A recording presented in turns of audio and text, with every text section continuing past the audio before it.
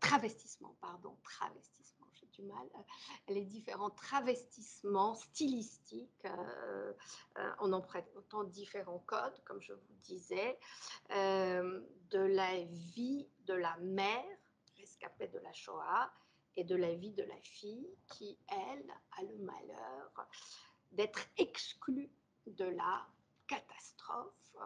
Ce terme est de plus en plus utilisé par les historiens pour parler de la Shoah, de la catastrophe qu'elle a reçue en héritage et qu'a vécu sa mère et qu'elle n'a pas vécu. Alors, il y a là, bon, très rapidement, j'avais envie de vous introduire une autre langue, c'est la langue du romantisme polonais, de la littérature romantique polonaise, et d'un poème très important pour l'inconscient collectif polonais, qui est normalement déclamé par les écoliers, appris à l'école, à la mère polonaise de Matki Polki. Donc c'est vraiment une construction très importante lorsque Tuwim, juif polonais qui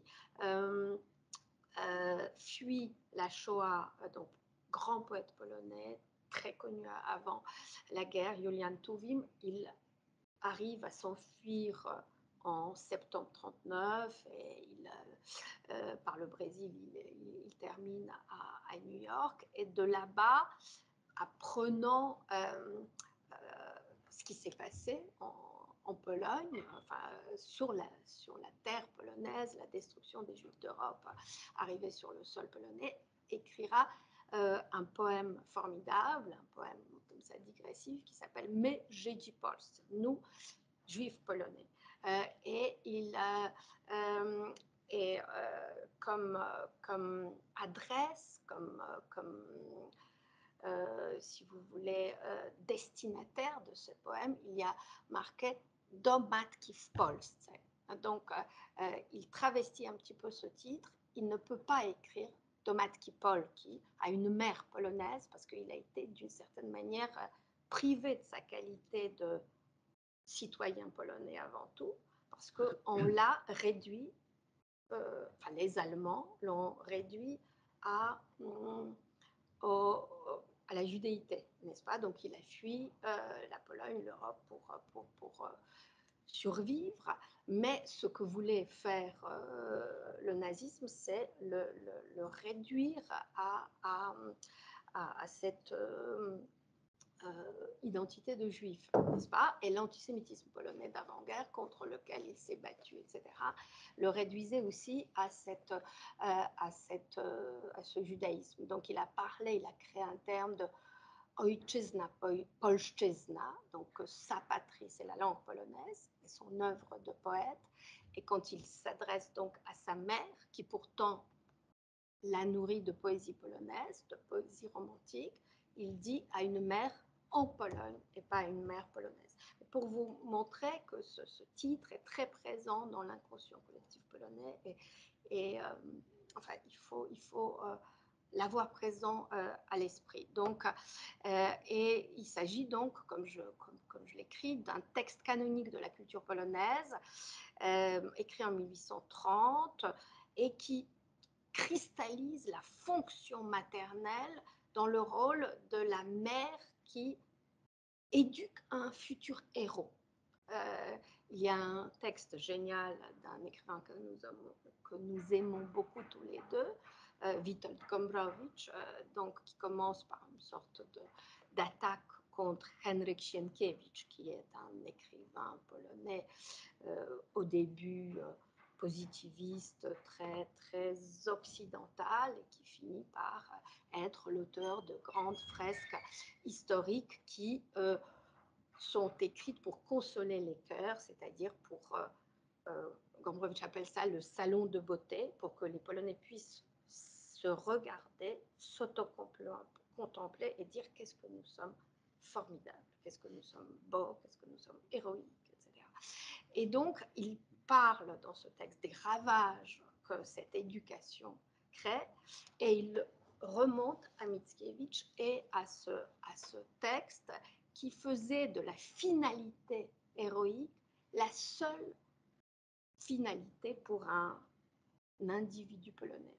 Donc pas d'individualité, happé tout de suite par le destin collectif, et un jeune homme polonais n'avait pas à s'inventer comme individu moderne, aliéné au sens hegelien du terme, parce qu'il était déjà prédestiné. C'est pour ça que Adam Mickiewicz, le même, en 1834, écrit une épopée, au moment où Balzac décortique la société capitaliste française et écrit la comédie humaine. Mickiewicz écrit une épopée où, alors, l'épopée, selon Aristote, c'est un texte qui met en place l'immanence de la culture grecque. Qu'est-ce que ça veut dire? C'est-à-dire que y a pas, le sens est déjà là. Quand on est dans la Grèce antique, on va devenir Achille, n'est-ce pas? On va devenir un héros. Enfin, c'est la seule finalité. Hein. Donc, c'est un monde archaïque, c'est le monde pré-moderne. Et donc, d'une certaine manière, la Pologne est restée archaïque jusqu'à l'insurrection de Varsovie, et l'insurrection du ghetto de Varsovie met en place le topos de la révolte polonaise. C'est pour ça que c'est le seul fait que la légende héroïque polonaise retient du combat des Juifs. Pendant très longtemps, une autre forme de combat n'était pas possible, même pour les Juifs polonais qui ont été tellement polonisés qu'ils ne reconnaissaient comme valable que le geste héroïque. Tous ceux qui silencieusement sont morts, qui se sont battus au quotidien, ce n'était pas un héros, c'était pas une forme d'héroïsme présentable. C'était une carte honteuse du passé. C'est pour ça qu'on a caché aux enfants, très souvent après la guerre, cette espèce d'histoire pleine de larmes, pleine de mauvaises odeurs, de famine, de haillons et d'humiliation. La seule forme d'histoire qui était présentable, c'était l'histoire héroïque. Et bon, et ça remonte à Mickiewicz donc, et à ce poème qui dit que toi, mère polonaise, je vous lis voilà, agenouille-toi devant l'image de la mère des douleurs. Donc c'est Mater Dolorosa, mère des douleurs, bien sûr.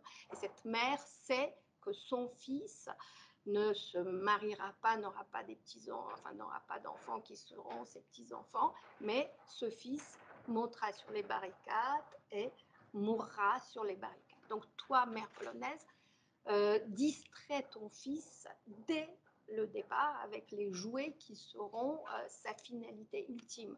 Szubienica, c'est-à-dire la potence, le sabre, enfin, les barricades, etc. Donc voilà, afin qu'il ne pâlisse pas, donc il faut qu'il soit héroïque, qu'il ne pâlisse pas devant la hache du bourreau, il ne rougisse à la vue de la corde. Donc c'est tous ces jeunes gens qui en août 44, quand on est à la veille de la libération et qui pourraient jouir de la vie et danser sur les ruines, et bien tous ces jeunes gens vont se faire tuer dans l'insurrection de Varsovie, perdus d'avance. Il était décidé à Potsdam d'abord et à Yalta ensuite que la Pologne basculerait dans la zone d'influence soviétique. Donc l'armée rouge ne bouge pas, elle est de l'autre côté de la Vistule, elle laisse crever les Polonais, et l'Occident ne bouge pas. Les Polonais pensaient que, comme les Ukrainiens maintenant, qu'on va aller combattre pour Danzig, enfin pas pour Danzig, mais pour Varsovie, 5 ans après. Et évidemment, personne n'a bougé, et 200 000 jeunes gens sont morts. Donc, alors, le cri de révolte de Bojanakev, c'est le cri de révolte contre ça, contre cette vision entre autres contre cette vision héroïque, que seule la grande histoire compte. Donc, si vous voulez, dans ce texte, elle décline les stéréotypes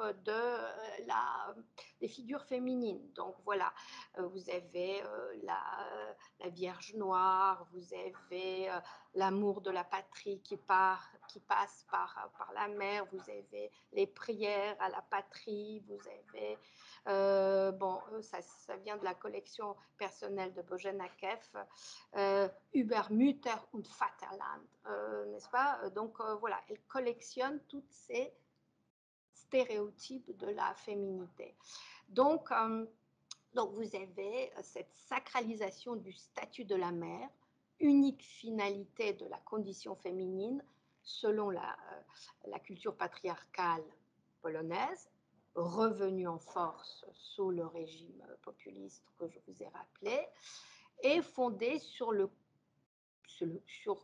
figure, sur le culte marial, très populaire en Pologne, le culte marial et la prière à Marie, notre demoiselle sacrée. Et puis cette figure féminine qui se décline en deux versants, Marie et Ève. Donc la sainte et la putain, la mère est celle par qui le scandale arrive. Et donc, elle débusque d'une certaine manière les pièges de cet emprisonnement dans la finalité victimaire de la mère, forcément Mater Dolorosa, mère souffrante, mère victime, mais qui finalement, cette mère victime, devient le bourreau de sa propre fille qu'elle victimise. Donc il y a cette relation très perverse dont témoignent beaucoup d'enfants des rescapés. Donc la mère dans le texte de Kiev est donc, comme je vous ai dit, une rescapée de la Shoah. Elle a survécu, donc sa souffrance est souveraine. C'est la victime absolue.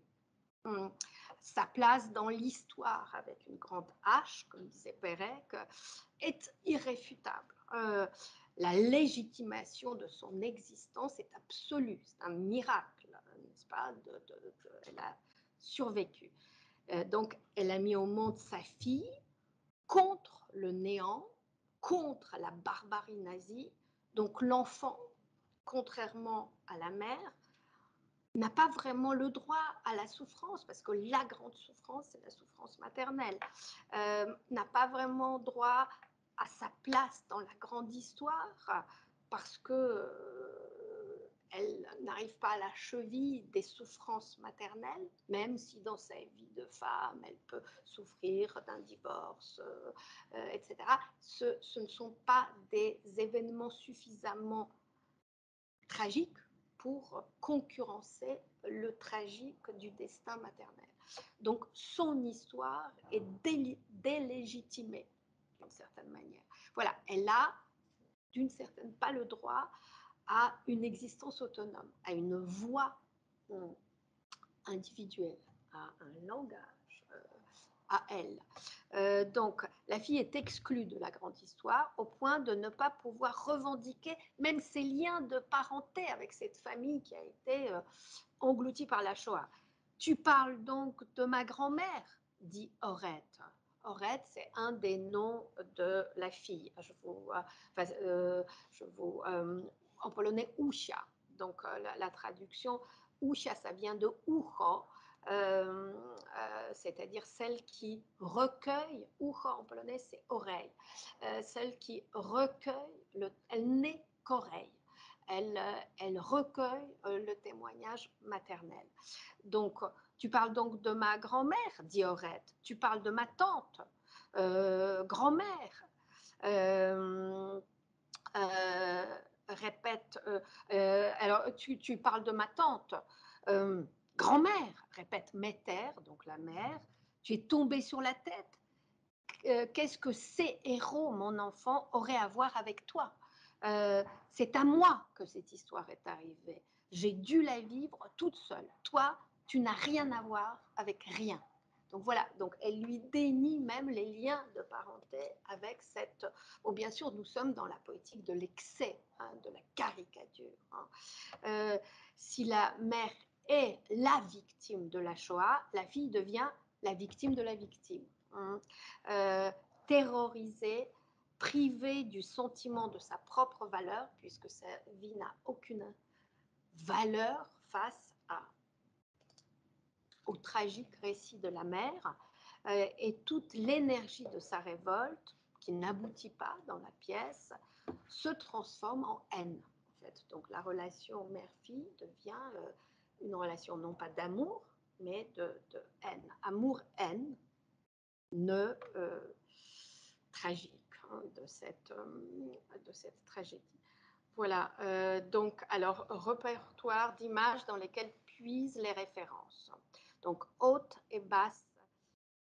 Alors, donc, la fille, quels sont les avatars, si je puis dire, de la haute culture, les codes de la haute culture avec lesquels elle est articulée. Donc, Perséphone, autrement appelée Corée, donc, qui devient en polonais Korusia, donc diminutif de Corée, Korusia, Usha, diminutif de Korusia, donc Usha, Uho, etc. Et tout le champ sémantique de l'oreille. Donc, en français, dans la traduction française, elle est nommée ironiquement, alors conclusion, ah oui, donc je me dépêche, Orette. Alors, elle devient tantôt Ripley, tantôt, donc on oscille entre Ripley, Laura Craft et Corée, Perséphone.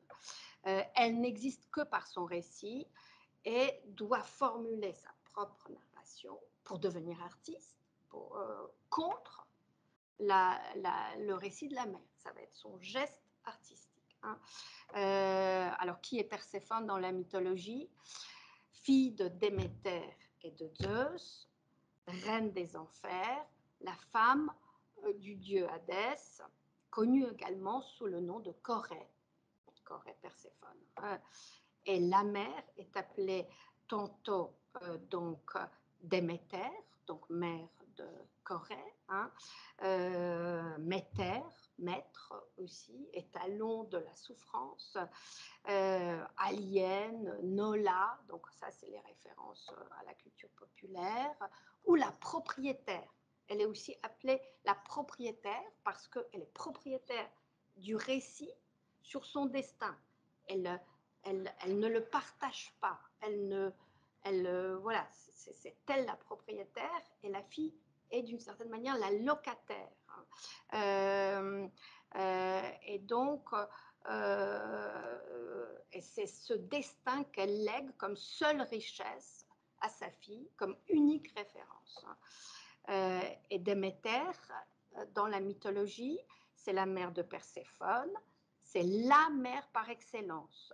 Et donc, si on remonte très rapidement au mythe, Perséphone est enlevée par sa mère et un jour, elle se fait enlever par Hadès, donc le frère de sa mère, roi des enfers. Et la mère revient, ne trouve plus la fille, cherche, désespère, etc. Et finalement, elle va découvrir qu'elle a été enlevée aux enfers et qu'en plus, elle est tombée amoureuse de son ravisseur et qu'elle vit une histoire d'amour et qu'elle est heureuse. Et la mère va pousser un tel lamento que le roi, donc Zeus, Soleil, tout ce que vous voulez, va décider que la fille va passer l'hiver aux enfers et l'été avec la mère. Donc 6 mois.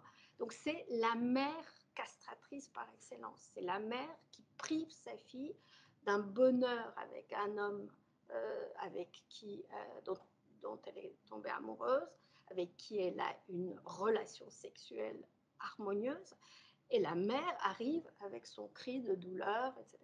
Donc, c'est très habile d'avoir fait référence à cette figure. Donc, voilà. Donc, ce mythe déniait le statut de sujet à la fille, et c'est le mythe de la prison maternelle. Donc, alors, la forme, le dispositif de ce texte, c'est la déconstruction des codes de la maternité, de la féminité, du patriotisme qui devient le matriotisme, puisque c'est la figure de la mère. Voilà, donc c'est une forme très particulière. Je vous disais, c'est un oratorio, c'est un récit divisé en 8 parties, auquel s'ajoute un prologue et un épilogue. Bon, je n'ai pas le temps de revenir sur la construction classique. Bon, en tout cas, il y a un rythme et il y a une déconstruction totale de la syntaxe générique, de la syntaxe. Ce n'est pas un oratorio classique, ce n'est pas une pièce de théâtre, ce n'est pas un opéra, ce n'est pas un poème. Enfin, tout est dans la destruction d'une forme, d'un code, d'un langage donné. Donc c'est un récit hybride, comme les narrations de cette génération qui veut construire son propre récit face à la Shoah léguée en héritage. On parle des narrations hybrides qu'empruntent les textes de ces auteurs-là. Ça marche pour toute l'Europe centrale, de Jelinek à Alexievitch. Enfin, c'est vraiment des narrations hybrides. Donc ici, elle autocommande son texte en l'appelant Utfur Potfur, donc œuvre monstre. Et donc, voilà, l'intrigue, je n'ai pas le temps, mais vous avez compris, c'est l'affrontement entre une mère et une fille. Et donc, voilà. Et en fait, ce qui est pervers dans cette histoire, c'est pour ça que la narratrice s'en prend à la patrie, c'est que la mère la maintient dans la situation victime-bourreau à cause de l'antisémitisme polonais qui continue à agir. Donc elle lui dit, de toute façon, on ne peut pas sortir de ce face-à-face parce que la guerre continue, parce que l'antisémitisme continue. Et il y a une scène à la fin dans une salle d'attente où la fille entend des propos antisémites et malgré elle, elle est ramenée dans le récit familial qui oppose eux et nous, les victimes et les bourreaux. Donc, c'est assez intéressant. C'est pour ça que c'est aussi fort que les textes d'Elfriede Jelinek qui parlent des mêmes problèmes au sein de la culture autrichienne. Voilà. Donc là, j'avais envie de vous parler, mais je n'ai pas le temps, de la façon dont la culture populaire s'empare des sujets graves de la relation historien, artiste, débat public. Comment des livres importants comme ceux de l'historien Jan Tomasz Gross, qui a publié Les voisins, vous avez entendu parler de ce village au sud-est de la Pologne, où les voisins polonais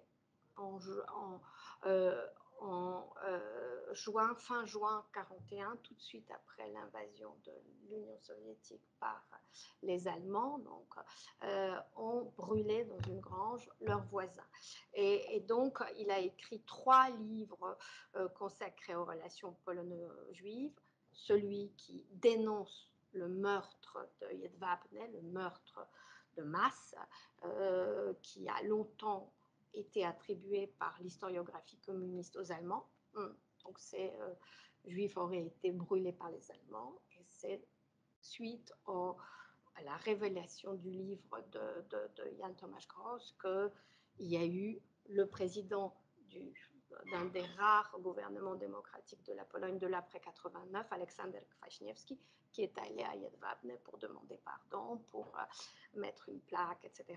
Donc il a écrit un autre livre, La peur, sur le seul pogrom de l'après-guerre, Kielce, en 1946. Et après, il a écrit un troisième livre sur les moissons d'or, c'est-à-dire ce mythe qui attribue à la terre polonaise après la Shoah l'or enfui par les Juifs et qui justifie des pillages, des cimetières, des destructions, etc. Et donc, et les titres de donc La Peur 2006, Les Moissons d'or 2011 et Les Voisins 2000. Hein, tout ça existe en français, c'est publié chez Fayard, etc.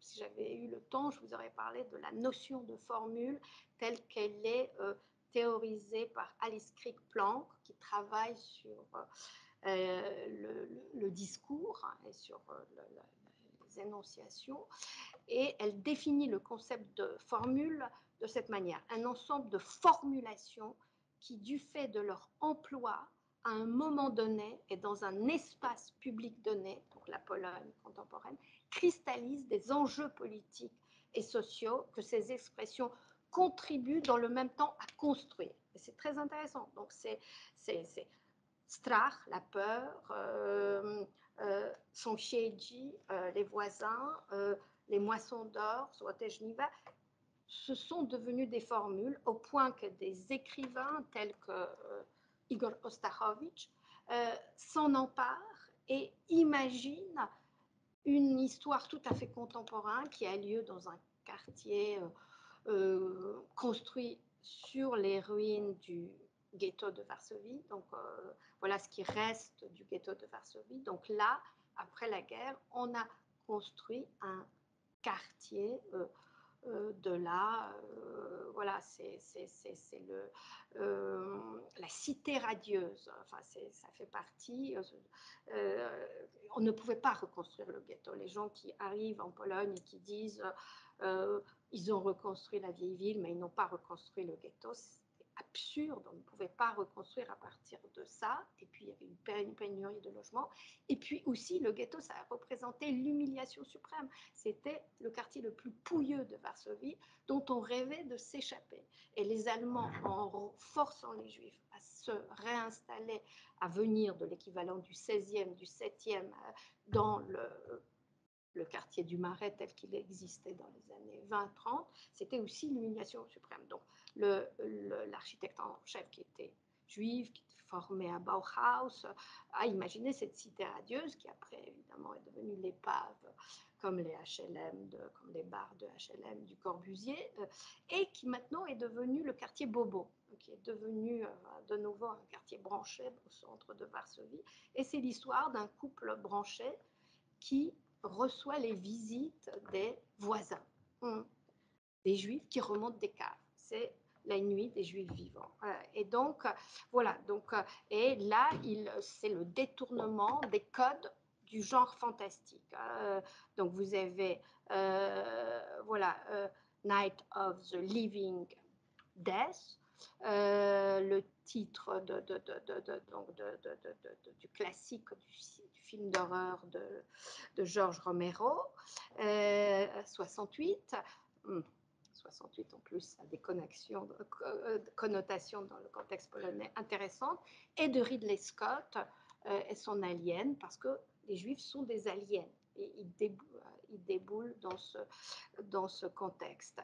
Et voilà. Mais l'esthétique du roman est proche justement de l'esthétique de Tarantino, hein, de Inglourious Basterds, un film de Tarantino de 2009 qui est devenu vraiment le code d'un certain traitement du meurtre.